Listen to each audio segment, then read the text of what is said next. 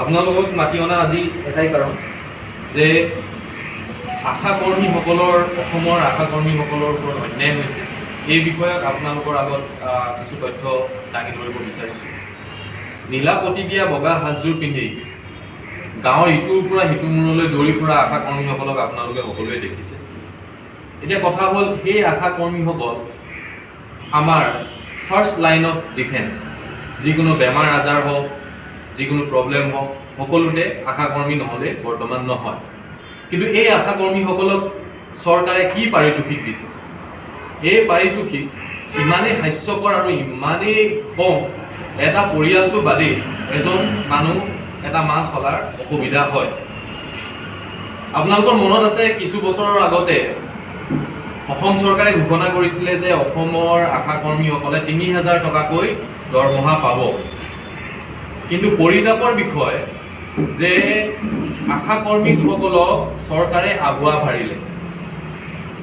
Actually আশা কৰ্মীসকলক তেওঁলোকে দৰমহা দিয়া নাই। ৩,০০০ টকাৰ এতিয়া হিচাপ দেখুৱাইছে যে সেই ৩,০০০ টকাটো দৰমহা নহয়, সেই ৩,০০০ টকাটো হৈছে টাৰ্গেট। এইখন হৈছে আশা কৰ্মীসকলৰ উদগনিমূলক মাননিৰ টাৰ্গেট। এইখনৰ হিচাপত আশা কৰ্মীসকলে তেওঁলোকৰ মাননিসমূহ পায়। এতিয়া এইখনৰ মতে আশা কৰ্মীসকলৰ ৩,০০০ টকা, মানে ২,০০০ টকা যদি তেওঁলোকে পাবলৈ হয় ৩,০০০ টকাৰে, তেতিয়াহ'লে ৮টাকৈ টাৰ্গেট পূৰণ কৰিব লাগিব। টাৰ্গেটসমূহৰ বিষয়ে মই আপোনালোকক জনাম। আৰু বাকী ১,০০০ টকা, ৩,০০০ টকাৰ বাকী ১,০০০ টকা পাবলৈ হ'লে ১৩টাকৈ টাৰ্গেট তেওঁলোকে পূৰণ কৰিব লাগে। এতিয়া বাকী সেই ১,০০০ টকাৰ টাৰ্গেট যদি তেওঁলোকে সম্পূৰ্ণৰূপে পূৰণ কৰিব নোৱাৰে, তেতিয়াহ'লে যেনেকৈ প্ৰাইভেট কোম্পানীবিলাকত হয় যে আপুনি ৬টা টাৰ্গেট পূৰণ কৰিলে, গতিকে সেই ৬টা টাৰ্গেটৰ ওপৰত ইনচেণ্টিভ পাব, তেনেধৰণৰ কামবিলাক হয়। গতিকে যদি টাৰ্গেট পূৰণ নহয়, তেতিয়া তেওঁলোকে তেওঁলোকৰ মাননিটো নাপায়। এতিয়া এই টাৰ্গেট শ্বীটখনত কি আছে মই আপোনালোকক তথ্যসমূহ জনাই দিব বিচাৰিছোঁ।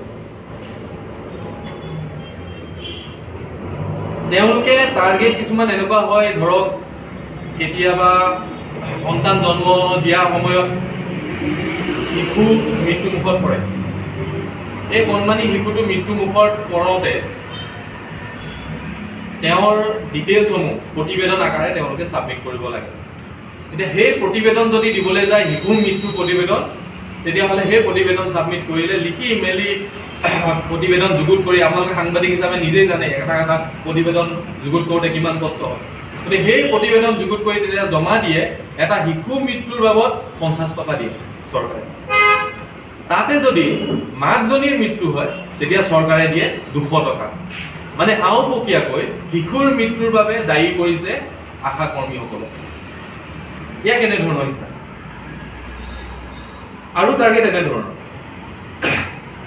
গাঁৱে গাঁৱে যে ORSসমূহ বিতৰণ কৰে, ডায়েৰিয়াৰ কাৰণে হওক, ৫ বছৰৰ তলৰ শিশু থকা পৰিয়ালতে হওক, এই যে ORSসমূহ বিতৰণ কৰে, সেই বিতৰণ কৰাৰ বাবদ প্ৰত্যেক ঘৰৰ বাবদ এটকাকৈ পায়। মানে দিনটোত যদি ৩০ ঘৰত বিতৰণ কৰে, ৩০ বাৰ বিতৰণ কৰে, তেতিয়া ৩০ টকা পায়। সেইটো কেনেধৰণৰ কথা?